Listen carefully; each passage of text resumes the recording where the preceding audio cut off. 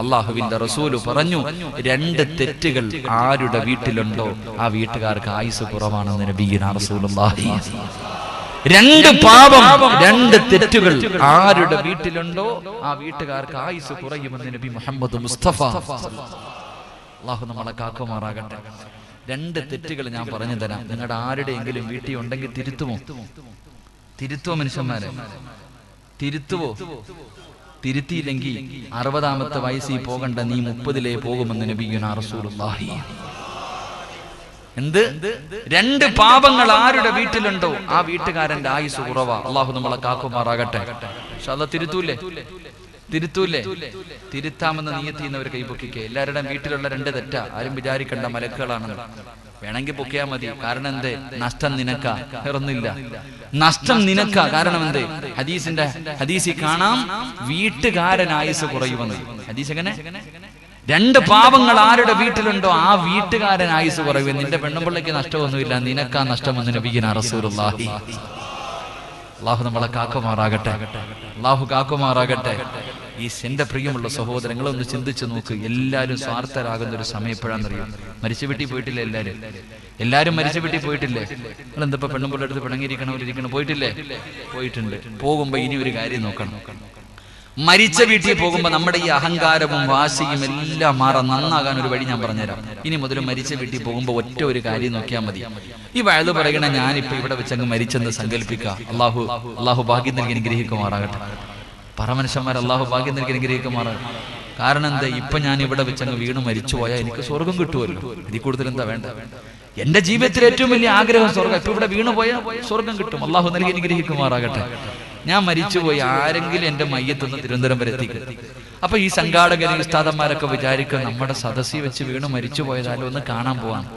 അങ്ങനെ ഒരു ആംബുലൻസിനകത്ത് എന്റെ വീട്ടിൽ കൊണ്ടുപോയി, എന്റെ നാട്ടിൽ കൊണ്ടുപോയി എന്റെ മയ്യത്ത് ഇങ്ങനെ വീടിനകത്ത് വെള്ള തുണിയിൽ പുതച്ച് കിടത്താം. അപ്പൊ എന്റെ ഉമ്മ അവിടെ നിന്ന് കരയും, സഹോദരങ്ങൾ കരയും, എല്ലാരും കരയുന്നുണ്ട്. മയ്യത്ത് കാണുമ്പോ കരയും. എന്റെ ഭാര്യ സുമയ്യ, അല്ലാഹുവേ, അവൾ എന്റെ മയ്യത്ത് കാണുമ്പോ ഇരുന്ന് കരയും. എന്ത് പറഞ്ഞിട്ടാ കരയണെന്നറിയും? ഞാൻ എന്റെ ഭാര്യയെ പറയാം, നിങ്ങൾ നിങ്ങളുടെ ഭാര്യ കരുതുക. ഞാൻ നിങ്ങളെ പറഞ്ഞാൽ ചിലപ്പോൾ നിങ്ങൾക്ക് ഇഷ്ടപ്പെടില്ല. അതുകൊണ്ട് ഞാൻ പറയുന്നു, എന്റെ മയ്യത്ത് വീടിനകത്ത് ഇട്ടിരിക്കുന്നു, നിങ്ങളുടെ മയ്യത്തും വീടിനകത്ത് വെച്ചിരിക്കുക. ആ സമയത്ത് നിങ്ങളുടെ ഭാര്യ കരയും. വെറുതെ അല്ല കരയണേ. ആ കരയണ സമയത്ത് ഒരു വാക്കുകൂടെ പറയും. എന്തേ പറയണേ?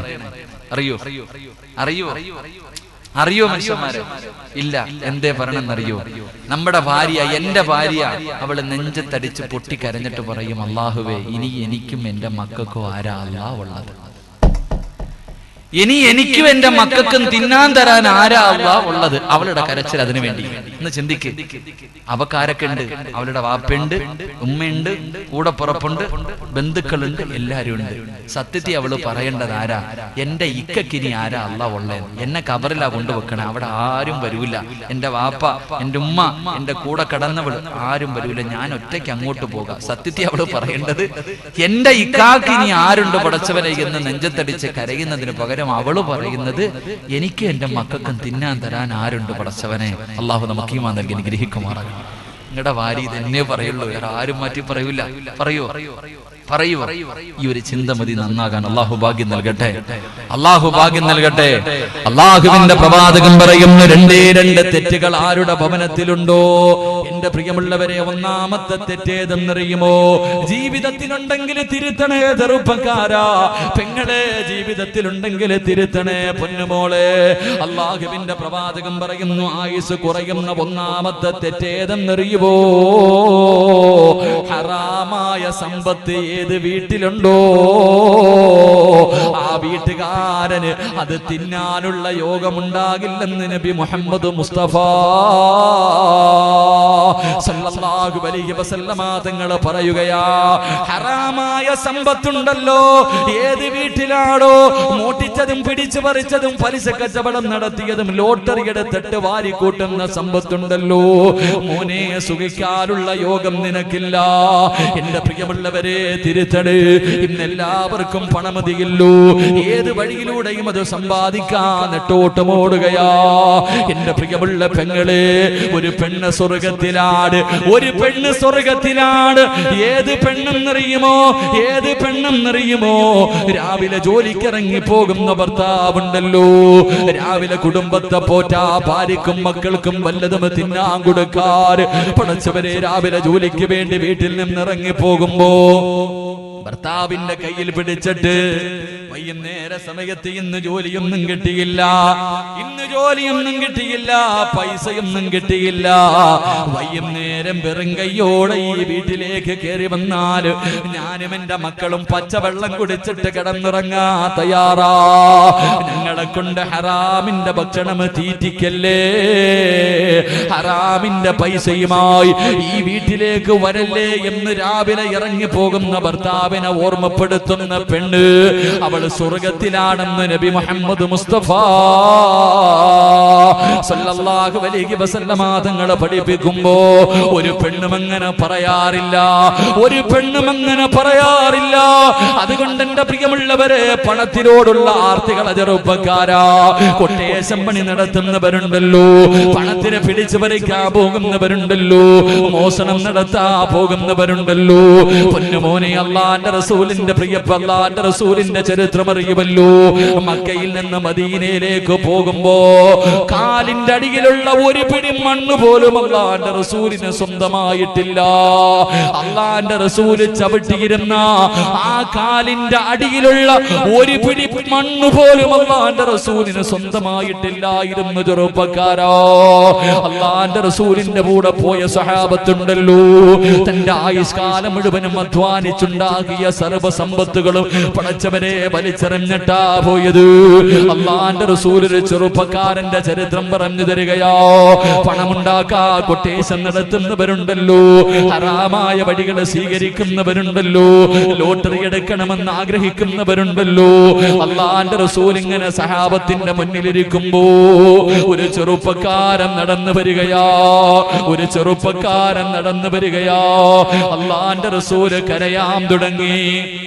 ആ ചെറുപ്പക്കാരനെ കണ്ടിട്ട് റസൂലുള്ളാഹിന്റെ കണ്ണ് നിറയുകയാ. ആരാ നടന്നു വന്നതെന്നറിയുമോ? അല്ലാഹുവിന്റെ റസൂലിന്റെ മുന്നിലേക്ക് നടന്നു വന്ന അല്ലാഹുവിന്റെ റസൂലിന്റെ മുന്നിലേക്ക് നടന്നു വന്ന ആ ചെറുപ്പക്കാരൻ ആരായിരുന്നെന്നറിയുമോ? മഹാനായ മിസ്അബ് റളിയല്ലാഹു തആല അൻഹു. മിസ്അബ് എന്ന് പറയുന്ന ഒരു ചെറുപ്പക്കാരനെ കണ്ടിട്ട് അല്ലാഹുവിന്റെ റസൂൽ വല്ലാതെ കരയുകയാ. മിസ്അബ് ചോദിക്കുന്നു, നബിയേ, എന്തിനാ നബിയേ കരയുന്നത്? എന്നെ കണ്ടപ്പോ എന്തിനാ കരയുന്നത്? അല്ലാഹുവിന്റെ റസൂൽ പറയുന്നു, മിസ്അബേ, നിന്റെ പഴയകാലം ഞാനൊന്ന് ഓർത്തുപോയി മിസ്അബേ. എന്റെ പ്രിയമുള്ളവരെ, ആരാ മിസ്അബ് എന്നറിയുമോ? മക്കയിലെ ഏറ്റവും വലിയ കോടീശ്വരന്റെ മകനായിരുന്നു മിസ്അബ്. മിസ്അബ് ധരിക്കുന്നത് സ്വർണത്തിന്റെ വസ്ത്രമാ, സ്വർണത്തിന്റെ വസ്ത്രമാണ് ധരിക്കുന്നത്. സുഗന്ധം വല്ലാത്ത ഇഷ്ടമാണ്. ഒരിക്കലേ ഒരു സുഗന്ധം തേക്കൂ. മിസ്അബ് എന്ന് പറയുന്ന ചെറുപ്പക്കാർ കുതിരയുടെ മുകളിൽ ഇരുന്ന് പോകുന്നത് കാടാ. മക്കയിലെ പെണ്ണുങ്ങൾ വന്ന് കാത്തിരിക്കുമായിരുന്നു. പടച്ചവനെ, ആ ചെറുപ്പക്കാരൻ അല്ലാഹുവേ ഇസ്ലാമിലേക്ക് കടന്നു വരികയാ. മിസ്അബ് ലോകത്ത് ഏറ്റവും കൂടുതൽ പേടിച്ചിരുന്നത് പെറ്റ ഉമ്മാനെയായിരുന്നു. മിസ്അബിന് വല്ലാത്ത പേടിയായിരുന്നു, വല്ലാത്ത ദേഷ്യമുള്ളവളായിരുന്നു മിസ്അബിന്റെ ഉമ്മ. അവസാനം മിസ്അബ് മുസ്ലിമായെന്നറിയുമ്പോ വീടിനകത്ത് കെട്ടിയിട്ടിട്ട് പട്ടിണിക്കിട്ടിട്ട് തല്ലിച്ചതയ്ക്കുകയാണ്. എന്ത് ചെയ്തിട്ടും മിസ്അബ് റളിയല്ലാഹു തആല ആർക്കും മടങ്ങി വരുന്നില്ല. അവസാനം എനിക്ക് അല്ലാഹുവിന്റെ റസൂലിന്റെ അടുക്കൽ പോകണമെന്ന് വീടിനകത്ത് കടന്ന് പറയുമ്പോ വീട്ടിലെ ജോലിക്കാര് മുഴുവനും വീടിനകത്തിട്ട് തല്ലിച്ചതച്ചിട്ട് ഉമ്മ പറയുന്നു, ഇവനെ വലിച്ചടച്ച് വീടിന്റെ വെളിയിൽ കൊണ്ട് വലിച്ചെറിയാ. വീട്ടിലെ ജോലിക്കാര് മുഴുവനും മിസ്അബ് റളിയല്ലാഹു തആല ഇവര് വലിച്ചടച്ച് വീടിന്റെ വെളിയിൽ കൊണ്ട് വലിച്ചെറിയുമ്പോ ഉമ്മ പറയുന്നു, മോനെ മിസ്അബേ, ഇവിടെ നിന്ന് ഇറങ്ങിപ്പോയാ എന്റെ സമ്പത്തിൽ നിന്ന് ഒരു രൂപ പോലും നിനക്ക് ഞാൻ തരൂല മിസ്അബേ. മിസ്അബ് റളിയല്ലാഹു തആല അൻഹുവിനോട് ഉമ്മ പറയുകയാ, എന്റെ സമ്പത്ത് എത്രയാണെന്നറിയുമോ? എനിക്ക് എത്ര കോടിയുടെ ആസ്തിയുണ്ടെന്നറിയുമോ? മക്കയുടെ പകുതിയും എന്റെതാ പൊന്നുപോലെ, മക്കയുടെ പകുതിയും എന്റെതാണ്. ഇവിടെ നിന്ന് നീ ഇറങ്ങിപ്പോയാ നിനക്കൊരഞ്ച് നയാ പൈസ പോലും തരില്ലെന്ന് പറയുമ്പോ മിസ്അബ് റളിയല്ലാഹു തആല പടച്ചവനെ എഴുന്നേറ്റിട്ട് ധരിച്ചിരുന്ന കമീസ് അഴിക്കുകയാ, ഇട്ടിരുന്ന വസ്ത്രമൂരിയിട്ട് തന്റെ ഉമ്മയുടെ കയ്യിൽ കൊണ്ട് കൊടുത്തിട്ട് പറയുകയാ, ഇതും എനിക്ക് വേണ്ട, ഇതും എനിക്ക് വേണ്ട. അല്ലാഹുവേ, ഉമ്മ പറയുന്നു, മിസ്അബ് നീ നശിച്ചു പോകുമടാ, നീ നശിച്ചു പോകുമടാ. എന്നിട്ട് പറയുന്നു, നീ എന്നെ ഉമ്മ എന്ന് നീ വിളിക്കല്ലേ, ഞാൻ മരിച്ചാ പോലും നീ എന്നെ കാണാവരല്ലേ മിസ്അബേ. പൊട്ടിക്കരഞ്ഞുകൊണ്ട് ഇറങ്ങി പോവുകയാ. എന്തിനാ അല്ലാഹുവിന്റെ റസൂല് കരഞ്ഞതെന്നറിയുമോ? പണത്തിന്റെ പുറകെ ഓടുന്ന ഹറാമായ മാർഗത്തിലൂടെ പണം സമ്പാദിക്കുന്ന ചെറുപ്പക്കാരാ, എളുപ്പത്തിൽ പണമുണ്ടാക്കാൻ ഏത് വൃത്തികേടും സ്വീകരിക്കുന്ന എന്റെ പ്രിയമുള്ള പെങ്ങളോട് അല്ലാഹുവിന്റെ റസൂല് കരഞ്ഞതെന്തിനെന്നറിയുമോ? മക്കയുടെ പകുതിയും സ്വന്തമായിട്ടുണ്ടായിരുന്നോ സ്വർണത്തിന്റെ വസ്ത്രം ധരിച്ച് നടന്ന ചെറുപ്പക്കാർ അല്ലാഹുവിന്റെ പ്രവാചകന്റെ മുന്നിലേക്ക് കടന്നു വരുമ്പോ ഒരു പുതപ്പ് പുതച്ചിരിക്കുകയാ. ഒരേ ഒരു പുതപ്പേ ഉള്ളൂ. ആ പുതപ്പിങ്ങനെ പുതച്ചിരിക്കുകയാ. ആ പുതച്ചിരിക്കുന്ന പുതപ്പുണ്ടല്ലോ 62 സ്ഥലങ്ങൾ കീറിയിട്ട് തച്ച് വെച്ചിരിക്കുകയാ. 62 സ്ഥലങ്ങൾ കീറിയിട്ട് തച്ച് വെച്ചിരിക്കുന്ന ഒരു പുതപ്പുമിട്ടുകൊണ്ട് അല്ലാഹുവിന്റെ റസൂലിന്റെ മുന്നിലേക്ക് കടന്നു വരുമ്പോ കണ്ടിട്ട് സഹിക്കാൻ കഴിയാതെ പ്രവാചകനെ കരഞ്ഞുകൊണ്ട് അവിടുന്ന് ചോദിക്കുന്നു, മിസ്അബേ, ഇതെന്ത് കോലവാ മിസ്അബേ, ഇതെന്ത് കോലവാ മിസ്അബേ. യാ റസൂലല്ലാഹ്, ഓരോ സ്ഥലം കീറുമ്പോഴും തയ്ക്കാവല്ലാത്ത സന്തോഷവാരബിയേ. ഇങ്ങനെ നടക്കുന്നത് എന്തിനെന്നറിയോ? മരിക്കുമ്പോ സ്വർഗം കാണാനാ നബിയേ. എനിക്ക് നാളെ സ്വർഗത്തിലെ വസ്ത്രം ധരിക്കണം നബിയേ. എന്റെ പ്രിയമുള്ളവരെ, ഉഹദിന്റെ രണാങ്കണത്തിൽ യുദ്ധം കഴിഞ്ഞു. സഹാബാക്കൾ അല്ലാഹുവിന്റെ റസൂലിന്റെ മുന്നിലേക്ക് ഒരു മയ്യത്ത് ചുമന്നുകൊണ്ട് കരഞ്ഞുകൊണ്ട് വരികയാ. ഒരു മയ്യത്ത് ചുമന്നുകൊണ്ട് കരഞ്ഞുകൊണ്ട് വരികയാണ്. അല്ലാഹുവിന്റെ റസൂലിന്റെ മുന്നിൽ മയ്യത്ത് കൊണ്ടുവച്ചു. ആരുടെ മയ്യത്തെന്നറിയുമോ? മിസ്അബ് റളിയല്ലാഹു തആല അൻഹുവിന്റെ മയ്യത്താണ്. അല്ലാഹുവിന്റെ റസൂല് ചോദിച്ചു, അല്ലാഹുവിന്റെ റസൂല് ചോദിച്ചു, നിങ്ങൾ എന്തിനാ കരയുന്നത്? നിങ്ങൾ എന്തിനാ കരയുന്നത്? മിസ്അബിനെ എന്തേ കഫം പൊതിയാത്തത്? പൊട്ടിക്കരഞ്ഞുകൊണ്ട് പറയുന്നു, യാ റസൂലല്ലാഹ്, കഫം തുണി തികയുന്നില്ല നബിയേ. മിസ്അബിനെ പൊതിയാ തുണിയില്ല നബിയേ. മിസ്അബിന്റെ മയ്യത്ത് പൊതിയാ തുണിയില്ല നബിയേ. അല്ലാഹുവിന്റെ റസൂല് നോക്കുമ്പോ തലമറയ്ക്കുമ്പോ 2 കാല് വെളിയിൽ കിടക്കുകയാ. കാല് മറച്ചാ തല വെളിയിൽ കിടക്കുകയാ.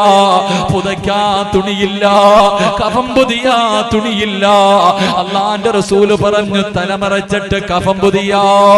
എന്റെ പ്രിയമുള്ളവരെ, കഫം പൊതിഞ്ഞ് കഴിയുമ്പോ മിസ്അബ് എന്ന ചെറുപ്പക്കാരന്റെ 2 കാല് വെളിയിൽ കിടക്കുകയാ.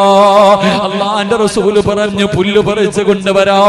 സഹാബത്ത് പോയി പുല്ല് പറിച്ചു കൊണ്ടുവന്നു. മിസ്അബിന്റെ 2 കാലിലും പുല്ല് വെച്ച് കെട്ടികെട്ട് മയ്യത്ത് പൊതിയുകയാ. നമസ്കാരം കഴിഞ്ഞു. ജനാസ ഖബറിനകത്തേക്ക് ഇറക്കുമ്പോ സുബ്ഹാനല്ലാഹ്, കാലിൽ കെട്ടിവെച്ചിരുന്ന പുല്ലങ്ങടിഞ്ഞ് വീഴുകയാ. എല്ലാരും ഖബറിന്റെ ചാരത്തിരുന്ന് കരയുകയാണ്. അല്ലാഹുവേ, റസൂലുള്ള ഖബറിന്റെ ചാരത്തിരുന്ന് കരയുകയാ. മയ്യത്ത് കയ്യിൽ പിടിച്ചിട്ട് സഹാബത്തിരുന്ന് കരയുകയാണ്. എല്ലാരും കരയുന്നത് കണ്ടപ്പോ ഖബറിന്റെ ചാരത്തിരുന്നിട്ട് അല്ലാഹുവിന്റെ റസൂല് പറയുന്നു, സഹാബാ, മരിച്ചാൽ ഇവനെ പോലെ മരിക്കണം സഹാബാ. പാതിരാത്രി ഒരുമിച്ച് കൂടി എന്റെ പ്രിയപ്പെട്ട യുവാക്കളോട് യുവതികളോട് മോളെ മരിച്ചാരെങ്ങനെ മരിക്കണമെന്നറിയുവോ? വമിനന്നാസി മയ്യസിരീ നഫ്സഹു ബുതിഗാ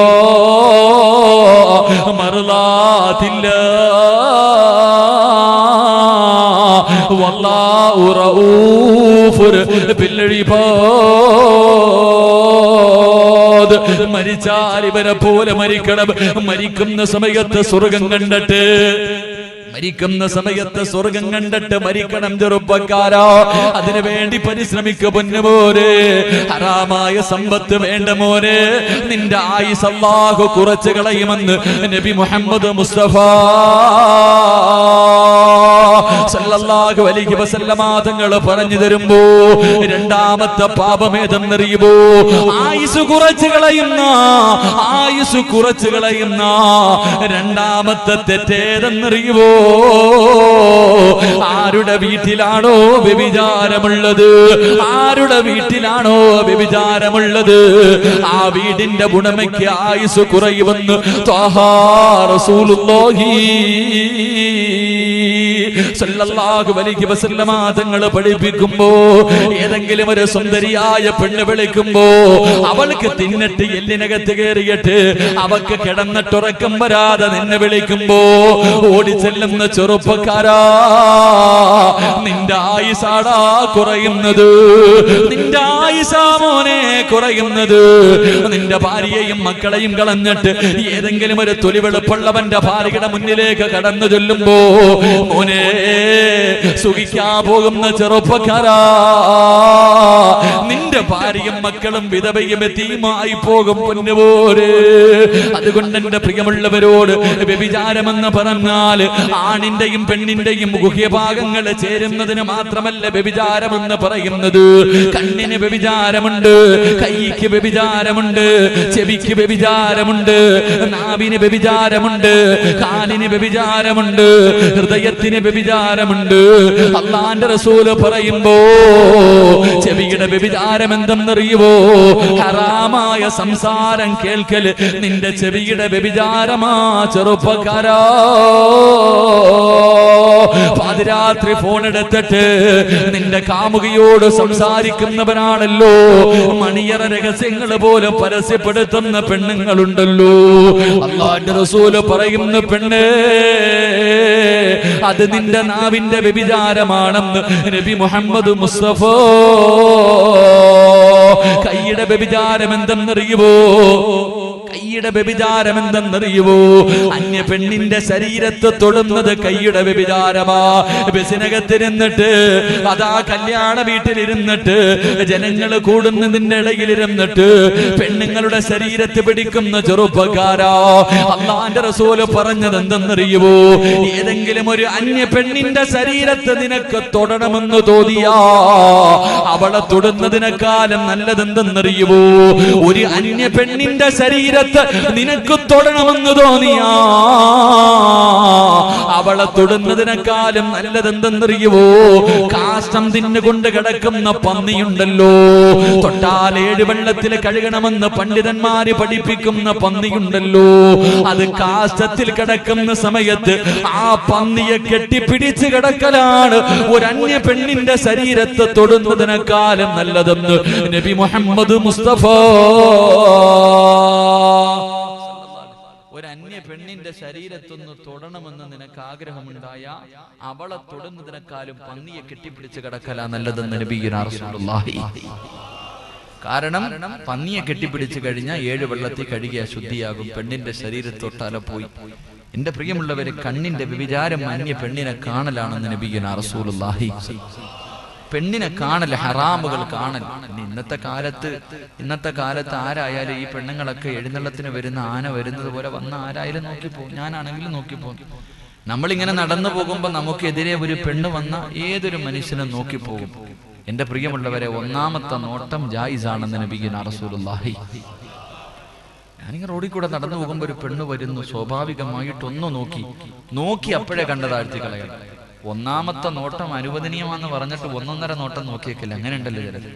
ഒന്നാമത്തെ നോട്ടം അനുവദനീയമാണെന്ന് ഇങ്ങനെ നോക്കിക്കൊണ്ട് നിൽക്കരുത്. അല്ലാഹു നമുക്ക് ഈമാൻ നൽകി അനുഗ്രഹിക്കുമാറാകട്ടെ.